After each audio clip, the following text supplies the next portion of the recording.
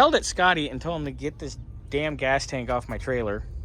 And Scottie's response was, let's hold on to it until we have the new one in case we need to put That's anything fine. on. We can ship this out and get it But clean. can you please get it off my damn trailer? But then, Scottie noticed a tag under the grease and gook. it's been fixed once already. From a place called Murray's Rad Radiator Service. Why does that ring a bell? Oh, wouldn't be around Is it here. local? No. But I'm going to Google that, and we will have some information here later. Yeah. Look at you with your weird hunches.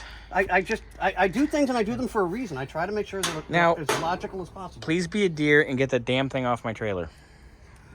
Please, out of love. Out of love. I already hugged you before we started shooting this. Love you? Should put it on the can. No. Go put it behind the enclosed trailer. Yes, dear. That way it's... You could actually lean it up against the back door of the trailer. Ow! Bad kitty. Bad kitty. Ah!